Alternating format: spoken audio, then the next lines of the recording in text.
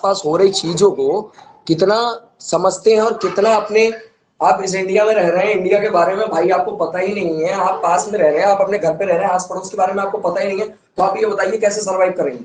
नहीं कर पाएंगे ना। तो आपको नॉलेज होनी चाहिए, इसीलिए जनरल नॉलेज है, करंट अफेयर्स है, इन सबकी नॉलेज रखना है।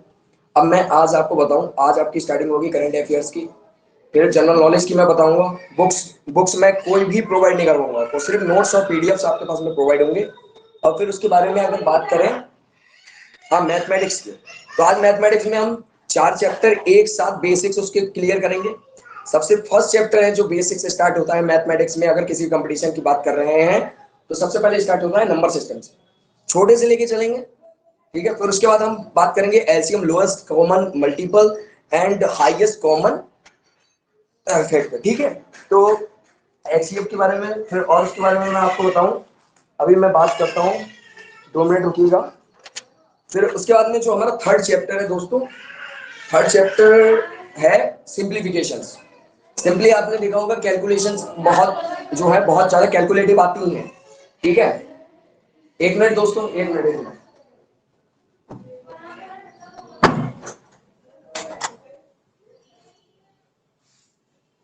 हाँ तो फिर मैं आग, हाँ देखिए, जो मैं बात कर रहा था number system, LCM and HCF, highest common factor and lowest common multiple के बारे में बात करेंगे।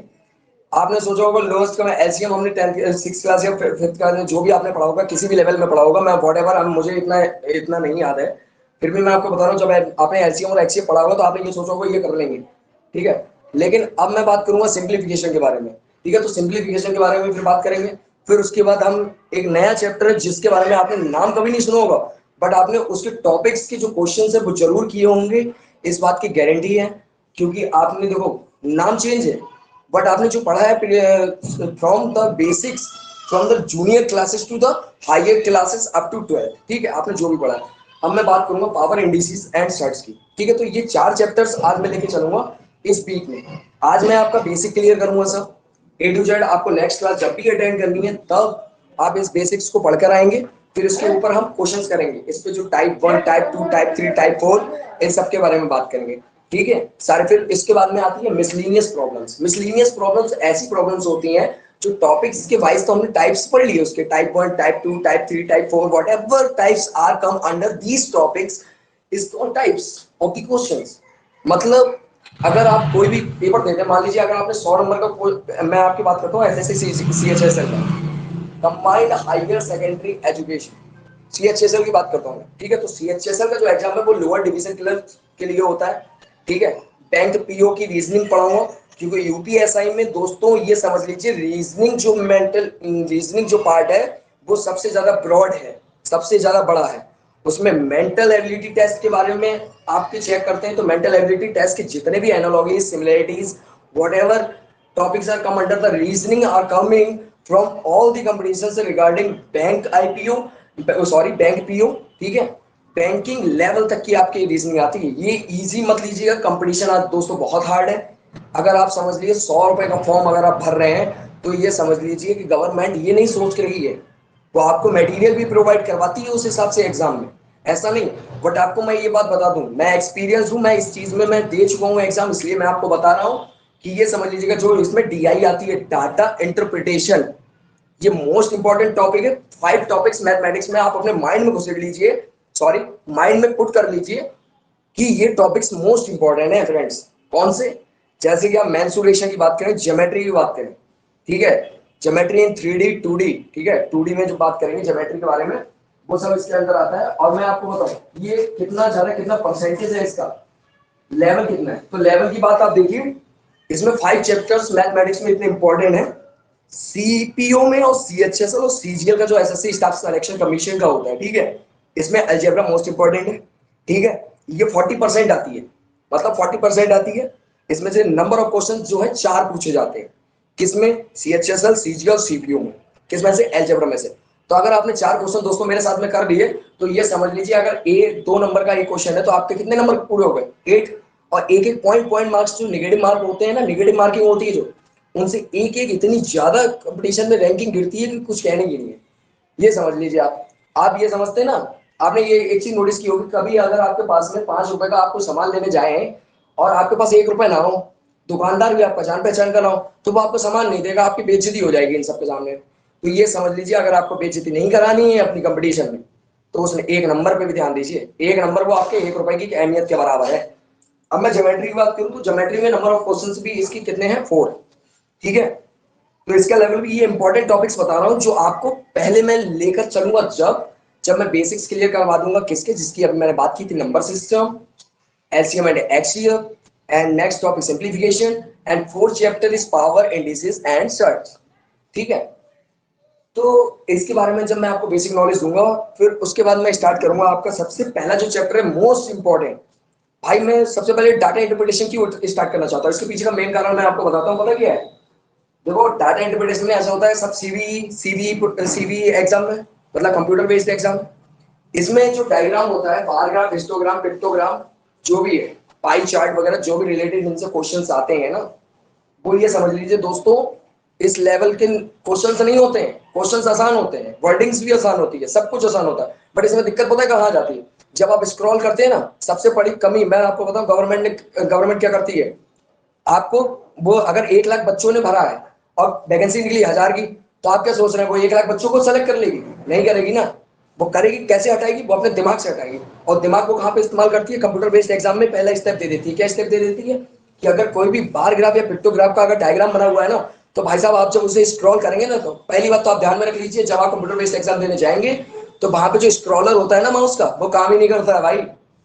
वो काम ही नहीं करता है, स्क्रॉल काम ही नहीं करता है। आप स्क्रॉल करने की कोशिश करेंगे, आपके 30 सेकंड यूं निकल गए, बट आपके पास टाइम ही नहीं है। सबसे पहले हमेशा याद रखें, जब भी कोई कंपटीशन का, मैथमेटिकल कंपटीशन का आप लेवल का एग्जाम दें, किसी भी कंपटीशन का, सारे कंपटीशन को आपका मटेरियल मैं प्रोवाइड करवाऊंगा, लेकिन अगर आप किसी का भी एग्जाम दे रहे हैं तो ये समझ लीजिए कि उसमें आप फोकस रहे सबसे ज्यादा DI पे, डाटा इंटरप्रिटेशन।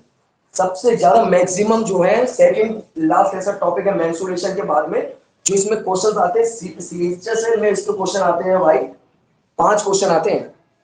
5 क्वेश्चन आते हैं, 4 क्वेश्चन सीजीएल में आते हैं और सीपीओ में आते हैं 4 क्वेश्चन। और फिर उसके बाद मेंसुरेशन जो है हमारा, मेंसुरेशन में सबसे ज्यादा मैक्सिमम क्वेश्चन होते हैं, 6 क्वेश्चन होते हैं सीपीयू में। सीएचएसएल में 5 क्वेश्चन पूछे जाते हैं और सीजीएल में 7 क्वेश्चन पूछे जाते हैं। ये करंट अपडेटेड मटेरियल से पढ़ा रहा हूं मैं, ठीक है, बता रहा हूं मैं। आप ये टॉपिक अपने माइंड में रख लीजिए। अगर आपके पास में 1 महीना बचा है तो ये मत देखिए यूट्यूब पे आप सर्च कर रहे हैं what is the strategy before 30 days from the exam. अब आप यही देखते रह जाएंगे कि भैया 30 डेज की स्ट्रेटेजी क्या। 30 डेज वाले आपने आज देखा कि 30 डेज की स्ट्रेटेजी क्या है, कल साला कोई अपलोड कर देगा वीडियो की 29 डेज की स्ट्रेटेजी क्या है, 28 डेज की स्ट्रेटेजी क्या है। आप देखते रहेंगे, आपके दिन तो जा रहा है भाई, जिन जिन दिन जा रहे हैं स्ट्रेटेजी आपके माइंड में घुस रही है कि भैया स्ट्रेटेजी देखनी है बस हमें। तो स्ट्रेटेजी मत देखिए, आप करिए, उस चीज को करेंगे तभी आगे बढ़ेंगे, वरना कुछ नहीं कर पाएंगे। ठीक है, तो हमारे जो मैथमेटिक्स का सिलेबस था जिसके बारे में मैंने आपको बात की थी, अब जो है यू देखिए, आपको इस वाले लाइव क्लासेस में ये जो प्लेनेट फिटनेस 2.0 है, नाम आप सोच रहे होंगे कि ये कंपटीशन की तैयारी करा रहा है बंदा, बट प्लेनेट फिटनेस की बात क्यों कर रहा है। क्योंकि देखो दोस्तों, बार बार मैं अपने चैनल का नेम तो चेंज कर नहीं सकता, ठीक है। जब ग्रो होगा चैनल तब की तब देखेंगे, जब क्लासेस ऑफलाइन भी होने लगेंगी तब की तब देखेंगे। अभी मेरे पास टाइम नहीं है, मैं मैनेज जितना कर पा रहा था मैंने मैनेज किया है अपने आप को, इसलिए मैं आपको 4 आवर्स का टाइम दूंगा, जिसमें से 40 मिनट्स तो आपके रेस्ट के होंगे, ठीक है। क्योंकि रेस्ट भी जरूरी है, कंटिन्यूअसली पढ़ना बेकार है। स्मार्ट स्टडी करो, लगातार 12-12 घंटे पढ़ने वाले भी पता है हाथ मलते रह जाते हैं, 7-7 8-8 साल से बैठे हुए हैं, कंपटीशन नहीं निकल रहा उनसे। घर वाले कह रहे हैं बड़ा हो गया है, बैठा हुआ कुछ कर ही नहीं लिया, तो इसलिए उनकी बातों को ध्यान में ना रखते हुए उन्हें छोड़ दो। जिंदगी में अकेले आए हो, जिंदगी में अकेले जाओगे, ठीक है। तो अपने आप को फोकस बनाओ, कंसंट्रेटेड बनाओ, करो इस टॉपिक पे। तो अब मैंने आपको बात की जनरल नॉलेज, करंट अफेयर्स के बारे में मैंने बताया कि पहली क्लास करंट अफेयर्स की होगी, जनरल नॉलेज की होगी। उसमें से टाइमिंग्स में बता दूं आपको, जैसे मैंने आपसे कहा 45 टू 50 मिनट्स का होगा, ठीक है। तो उसमें से क्या होगा, हमारे जो 40 मिनट्स होंगे हम उसे देंगे अपनी जनरल अवेयरनेस को। इसमें हिस्ट्री, ज्योग्राफी, सिविक्स, जो भी है, साइंस है, कंप्यूटर नॉलेज है, शॉर्टकट कीज हैं, इन सब के बारे में बेसिक नॉलेज दी जाएगी। फिर बचे हमारे कितने, 40 मिनट्स में तो हो गया हमारा वो कवर। अब बचे हमारे पास 10 मिनट्स। अब 10 मिनट्स मैंने आपको कहा है, अब वो 10 मिनट्स में आपको इस वीडियो में तो नहीं बताऊंगा कि 10 मिनट्स में आपको भैया ये भी बता रहा हूँ कि मैं यूट्यूब पे वीडियो देख रहा हूँ या फिर करंट अफेयर्स नोट कर रहा हूँ, मैं नोट्स बना रहा हूँ, मैं आपको करंट अफेयर्स पढ़ाने लगा। मैं आपको चैनल के नेम प्रोवाइड करूंगा, आप 10 to 15 मिनट्स अपने पास से दीजिए। मॉर्निंग में देंगे अगर जनरल अवेयरनेस को, तो आप ये समझ लीजिए कंपटीशन तो कंपटीशन, आप जिंदगी खत्म होने वाली होगी तब भी आप नहीं भूलेंगे कभी। ठीक है, तो ये करंट अफेयर्स की बात होगी। मैथमेटिक्स को मैंने आपको बता दिया, मोस्ट फाइव टॉपिक्स इंपॉर्टेंट है, और 4 तो मैं आपको वैसे करवाऊंगा ही करवाऊंगा विद इन 1 वीक। आप ये समझ लीजिए मैं पूरे टोटल जो है 500 आवर्स का कोर्स लेके आया हूँ, टोटल 500 आवर्स का कोर्स, इससे ना ज्यादा ना इससे कम। और number of questions, worksheets, worksheet देखो हर चैप्टर की 2 वर्कशीट्स होंगी, एक टाइप 1 और एक टाइप 2। टाइप 1 में जो है उसके भी टाइप्स होंगे, सब टाइप्स होंगे, और वर्कशीट जो है दूसरी वाली उसके भी टाइप्स होंगे। ठीक है, तो पहले मैं आपको बेसिक से लेके चलूंगा। सिंपल आप एडिशन सीखेंगे, सब्ट्रैक्शन सीखेंगे, डिवीजन सीखेंगे, बॉडमॉस रूल सीखेंगे, सब कुछ सीखेंगे। लेकिन जब मैं आपको जो है टाइप 2 की तरफ लेके जाऊंगा तो इसमें हार्ड लेवल के क्वेश्चंस मैं करवाऊंगा आपको। इसमें सारे के सारे इंक्लूडेड होंगे miscellaneous problems. Worksheet as a PDF download करिएगा, और जो है आप इसको डाउनलोड करके अपने पास में नोट्स नोट्स बनाने की कोई जरूरत नहीं है, नोट्स बने बनाए हैं। पीडीएफ डाउनलोड कीजिए। अगर आपको बेटर लगता है कि आप फोन या कंप्यूटर या लैपटॉप से अगर पढ़ सकते हैं तो अच्छी बात है। अगर नहीं पढ़ सकते हैं तो आप ये समझ लीजिए कि आप वो पीडीएफ को डाउनलोड करके फोटो स्टेट करवा लें, ज्यादा बढ़िया है। अगर नहीं हो पा रहा है, मान लीजिए आज 15 तारीख है, यहाँ पे मंथ एंड है, अभी नहीं आ रही है, सैलरीड नहीं है आप, अनएम्प्लॉयड है, नहीं है पैसे, पॉकेट मनी भी खर्च हो गई है, तो फिर आप पीडीएफ में देखिए, 200 रुपए का रिचार्ज करवाइए, महीने भर का लुत्फ उठाइए। जरूरी थोड़ी ना है कि आप नेट का इंटरनेट का यूज, इंटरनेट हो गया है भाई, हजारों चीजें हो रही है इंटरनेट पे, गलत भी होता है सही भी होता है, तो जरूरी नहीं है हमें गलत की तरफ जाना ही नहीं है, हमें सही की तरफ जाना है। जहां इज्जत मिले वहां जाओ, जहां इज्जत ना मिले वहां से बच जाओ। जो तुमसे 2 कदम पीछे हटे तो मुझसे 20 कदम पीछे हटो, ये स्ट्रेटेजी बनानी है अपने माइंड में। ठीक है, तो उसके बाद में मैं बात करता हूँ जो भी हमारा, फिर उसके बाद में मैं रीजनिंग की बात करता हूँ। रीजनिंग में दोस्तों, इसमें वैसे तो एसएससी लेवल में देखो भाई, मैं तुम्हें बताऊं 13 से 14 या 15 चैप्टर्स है मैक्सिमम, कुछ नहीं है। नंबर ऑफ ट्रायंगल्स गिनने हैं, एनालॉजीज निकालनी है, सिमिलरिटीज निकालनी है। ब्लड रिलेशन टेस्ट इसमें नहीं आता है, ब्लड रिलेशन टेस्ट जो है वो बैंक लेवल का है। ठीक है, बैंक पीओ का है और एसबीआई पीओ का है, जो कि हर 6 महीने में वैकेंसी इसकी निकलती रहती है। तो आप ये समझ लीजिए कि ऑल कंपटीशंस के लिए आपका प्रिपरेशन यहाँ पर होगी, और हो सकता है कि 1 वीक के बाद में आपके पास में फैकल्टीज और भी प्रोवाइड हो जाए। ठीक है, तो फैकल्टीज जब प्रोवाइड होंगी, अगर आपको उनसे अच्छा नहीं समझ में आ रहा है तो 1 वीक का टाइम दिया जाएगा, डेमो क्लासेस दी जाएंगी 1 वीक की, और 1 वीक के बाद जो है आप टीचर की फीडबैक, मैं गूगल वर्कशीट फॉर्म बनाऊंगा। आप हर एक स्टूडेंट जो भी मेरे यूट्यूब पे होगा, जो भी मेरे व्हाट्सएप पे होगा, टेलीग्राम पे होगा, इंस्टाग्राम पे होगा, या व्हाटएवर ऑन फेसबुक पे होगा, ठीक है, वहां पर मैं आपको लिंक प्रोवाइड करवाऊंगा। अपना फीडबैक दीजिए कि सुशांत सर अच्छा नहीं पढ़ा रहे हैं, कि यहाँ पे प्रतीक अच्छा नहीं पढ़ा रहे हैं, या अक्षत अच्छा नहीं पढ़ा रहे हैं, यहाँ पे और भी स्टूडेंट्स, और भी फैकल्टीज हैं वो अच्छा नहीं पढ़ा रहे हैं। क्योंकि देखो ये स्टूडेंट्स उस फील्ड के नहीं है, बट इनको नॉलेज मैंने प्रोवाइड करवाई है, ये आपको इतना कॉन्फिडेंटली पढ़ाएंगे कि आपको ऐसा लगेगा कि इन्होंने इसी के साथ ही पढ़ाई की होंगे। ठीक है, तो मैं 3 महीने से लगा हुआ हूं इन सब चीजों में, मैंने बहुत बनाया है। आपके पास में क्राइटेरिया बहुत मटेरियल है दोस्तों, चिंता बिल्कुल करने वाली बात नहीं है। तो हंसने वाली बात है कि आपको जो नाकारा कहते थे, आप अब वो बनेंगे जो आप लोग सोचेंगे भी नहीं।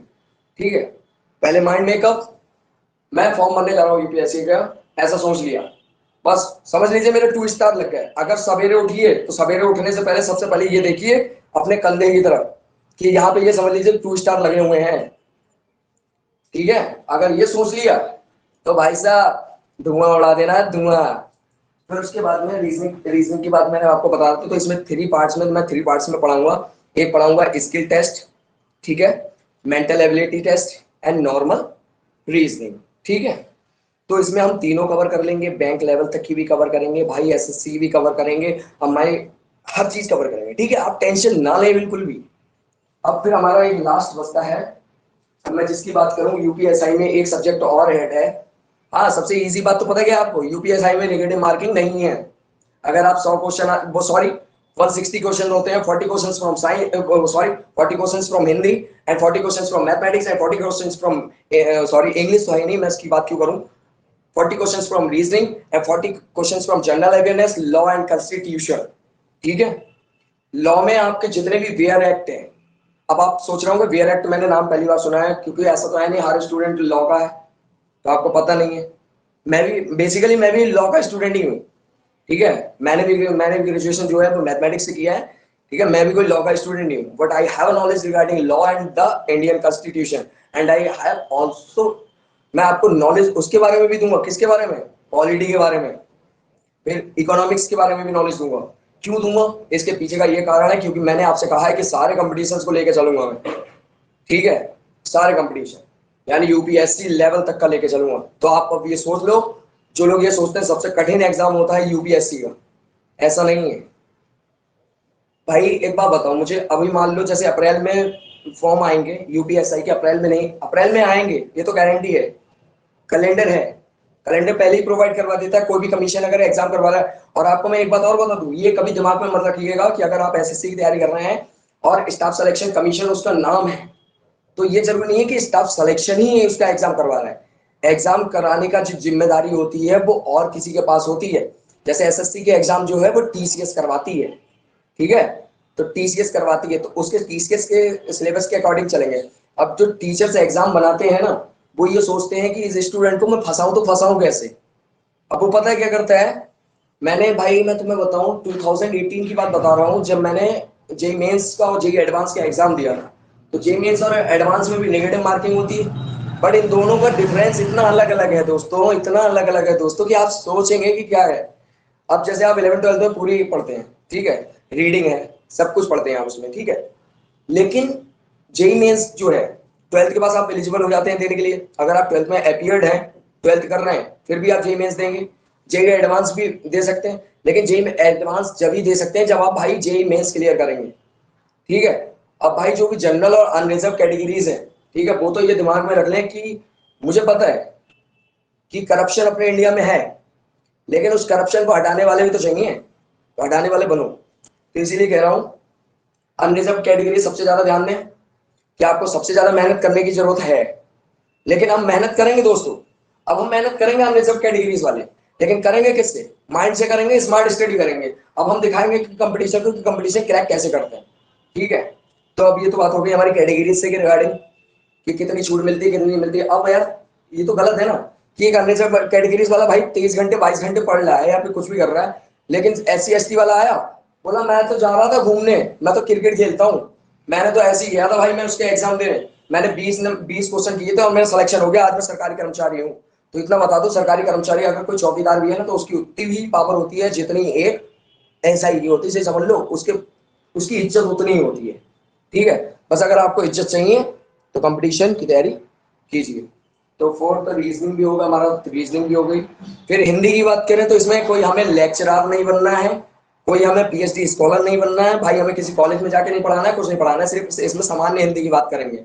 अब मैं ऐसा भी नहीं है कि इतने बेसिक से पढ़ाने लगूं दोस्तों, तो इतना टाइम मेरे पास है नहीं। 500 घंटे, 500 घंटे में मैं कैसे कवर करवाऊंगा, आप ये सोचिए। मैंने कुछ ना कुछ सोच रखा होगा, तो आप ये सोचिए उस 500 घंटे में जो है सामान्य हिंदी अगर पढ़ेंगे तो इसमें टोटल जो है चैप्टर्स हैं 12। कितने, 12 है। तो वैसे 36 या 35 33, लेकिन इनको मैंने हर एक चैप्टर्स को पढ़ाने के लिए मैंने उनके टॉपिक्स को रिलेट किया है कि अगर आप ये नहीं पढ़ेंगे तो इसके बाद इसके पढ़ने का कोई फायदा नहीं है। अगर आप सोचें कि अगर भैया मुझे, मैं इससे कर ले रहा हूँ, 2 क्वेश्चन कर ले रहा हूँ, मैं संधि से ले रहा हूँ, मैं विच्छेद से संधि से कर ले रहा हूँ, और 2 क्वेश्चन मैं समाज से कर ले रहा हूँ, तो ऐसा नहीं है। पहले मैं आपको वर्णमाला से लेके चलूंगा, स्वर व्यंजनों की बात करूंगा, स्वर व्यंजनों के बारे में मैं फिर उसके बाद में आगे की बात करूंगा, फिर धीरे धीरे हम सामान्य हिंदी में भी अपनी पकड़ बनाएंगे, ठीक है। इसमें लोकोक्तियां भी हैं, अनेकार्थी शब्द भी हैं, ठीक है, पर्यायवाची शब्द हैं, सिनोनियम्स हैं, एंटोनियम्स हैं, जो भी इंग्लिश में कहते हैं उसका हिंदी मीनिंग भी बताऊंगा। और जो भी पढ़ाऊंगा, जो भी क्वेश्चन अगर मैं करवाऊंगा ना, बस आप ये चीज जरूर देखिएगा कि उनमें अगर क्वेश्चंस में जो भी वर्ड प्रोवाइड होगा उसकी वोकैब का अगर मैं हिंदी में मीनिंग नहीं समझाऊं, तो आप इस क्लासेस को शेयर भी मत कीजिएगा, लाइक भी मत कीजिएगा। लेकिन आप ये चीज नोटिस कीजिएगा, मैं आपकी वोकैब भी इतनी अच्छी करवा दूंगा कि आप क्योंकि देखो कन्वर्सेशन हम किसी से इंग्लिश टू इंग्लिश जब भी कर सकते हैं दोस्तों, जब हमारे माइंड में वोकैब्स होंगी। अब अगर मुझे कोई बात कहनी है तो मैं कैसे कहूंगा जब तक कि मेरे पास वोकैब्स ही नहीं है। भाई वर्णमाला भी तो होनी चाहिए दिमाग में। भाई मैं एंथुजियास्ट की बात करता हूँ, अब एंथुजियास्ट की बात करता हूँ तो भाई एंथुजियाज्म तो आधे लोगों को पता नहीं होगा कि एंथुजियाज्म का शब्द का मीनिंग क्या है, लेकिन दोस्तों इसका मतलब होता है उत्साह, ठीक है। तो ऐसे आपको पर्टिकुलर वर्ड्स के सबके मीनिंग भी है, कोई दिक्कत नहीं है, सारे नोट्स प्रोवाइडेड हैं, उसमें मीनिंग भी लिखा हुआ है हिंदी में, ठीक है, इंग्लिश वर्ड है, उसके साइड में हिंदी का एक कॉलम बना हुआ है, सारे वर्ड्स की वोकैब्स मिलेंगे आपको सब्जेक्ट रिगार्डिंग, ठीक है। तो और अब मैं अपने कम शब्दों को समाप्त करता हूँ क्योंकि अब मैं बहुत थक गया हूँ। अब मैं फिर आ रहा हूँ 1 बजे क्लासेस लेके, किसकी, करंट अफेयर्स की। तो करंट अफेयर्स में हम स्टार्ट करेंगे हमारा जो प्री मेरिडियन पीरियड है, पोस्ट मेरिडियन पीरियड है, एंशिएंट इंडिया के बारे में मैं स्टार्ट करूंगा, ठीक है, और हिस्ट्री से रिलेटेड स्टार्ट करूंगा। तो पहले हम हिस्ट्री कवर करेंगे, फिर उसके बाद आगे हम बढ़ेंगे जो हमारे भारत के प्रसिद्ध नृत्य हैं। और हाँ, हिंदी में आपको बता दूं, उन टॉपिक्स पे याद रखिएगा, कभी कभी हम लोग ये सोचते हैं ना कि टीचर ने हमें ये सब्जेक्ट पढ़ा दिया हिंदी, तो हमें इसके राइटर का क्या करना। भैया एक बात बताओ भाई, अगर राइटर ही नहीं होता तो पढ़ते क्या, नहीं पढ़ते ना।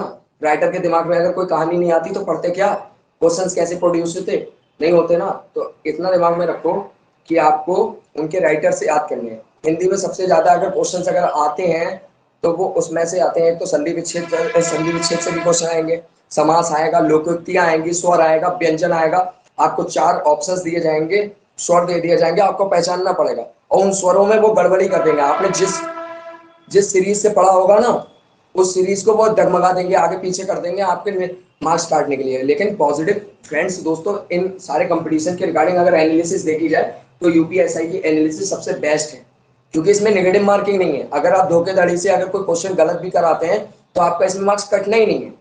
सिंपल एक इसका पेपर होना है, ठीक है, और उसके बाद पैट होना है, फिर पीएसटी होना है। डॉक्यूमेंट वेरिफिकेशन के बारे में अगर मैं आपको इन्फॉर्मेशन दूं, इसका डॉक्यूमेंट वेरिफिकेशन है तो 2 कांस्टेबल या 3 कांस्टेबल, जितने भी कांस्टेबल आए आपके घर पे आएंगे, डॉक्यूमेंट वेरिफिकेशन होगा। डॉक्यूमेंट वेरिफिकेशन से पहले क्या है, अगर आपके ऊपर कोई केस चल रहा होगा, अगर छोटा सा भी केस चल रहा होगा ना, तो आप ये समझ लीजिए उस गवर्नमेंट पोस्ट के लिए आप एलिजिबल नहीं है। आपके कोर्ट से साइन होंगे, सब कुछ होगा, आपकी फाइल चेक की जाएगी, कोई केस तो नहीं है इस बंदे के ऊपर, कोई कुछ तो नहीं है, ठीक है। तो ये डॉक्यूमेंट वेरिफिकेशन की बात हो गई।